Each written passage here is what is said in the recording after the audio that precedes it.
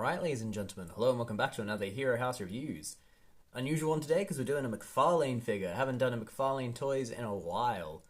But I saw this guy cheap on a shelf and he looked pretty cool. So I grabbed him and I'm very glad I did. This is Superman in his classic animation appearance. And I think it's like quite a unique and interesting Superman design. Visually, it's quite cool. I mean, the sort of eyes being closed look, I guess, was to make animating him easier. But it just kind of works, gives him this old school charm. The body he's on, it's not overly sculpted and muscular. It's like, it's a fit dude from that period of time, which I think also gives it some charm. I don't think Superman should look shredded necessarily. I think he should just be big and muscular.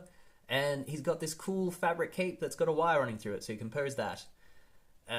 Not too much apart from that to really talk about. I mean, he comes with some extra hands that are pretty big, like flying, lifting hands, and then he's got his punchy hands.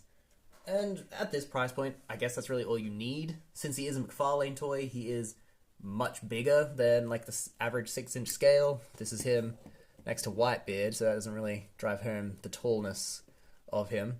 I'll get you a Transformer. Here we have the Perceptor from the Transformers line. So he's quite a big boy. Who else do I have to hand? Super 17. I can get him to stand up straight. From SH Figure Arts. He's not straight, but you can still see that Superman towers above him. He's very, very tall. But again, I'm kind of okay with this Superman who has this larger-than-life vibe being bigger than a lot of the figures. I think he should be a towering presence on the shelf. But that's a matter of taste. Let's dive into the articulation. His head can look up that much, look down that much. It's not a huge range of motion. There's a swivel. Nothing going on with the neck, but you can get some pivot there. Shoulders, you can get 90 degrees. You've got a butterfly joint that works quite well, I think. You've got a movement, you've got a bicep swivel, it's going to give you 360. Double jointed elbow gives you way more than 90. And the wrist is on a hinge, so it can go down, down, turn, and probably side to side if you twisted it. But maybe not.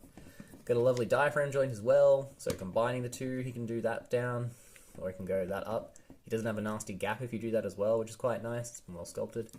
Again, this has a wire in it, and it's cloth, so you can give him some dramatic wind billowing poses or landing in the middle of a fight kind of look, which is great. He just pops. The color scheme is really nice as well. I think Superman should always have a darker suit. That's my claim. This is a softer piece, so it doesn't inhibit his articulation too much. You can do the splits. You can bring his leg forward to almost 90 degrees. Double jointed knee gives you way more than 90. And you've got the foot. It's on a pivot that way. You can go down that much and go up that much. And the toe clips. Thigh swivel, a little bit of thigh swivel, but not much. But you get all you need, I think. He can stand very well. I quite like what's going on with the feet design here. I remember a lot of McFarlane figures had terrible feet, but this guy's, I'd rate them quite highly. They give him a lot of stability, make him look very cool and dynamic. Yeah, banger of a figure, personally. I think if you can find this guy for, like, the normal price, definitely pick him up. It's a great addition, a really cool Superman. He's got his little cherry curl.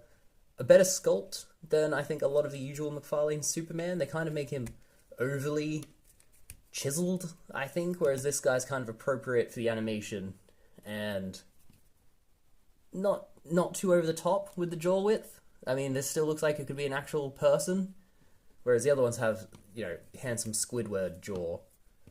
But yeah, this one has almost a Kingdom Come, like, old school Superman vibe. I think Superman should be, at his core, a simple fellow.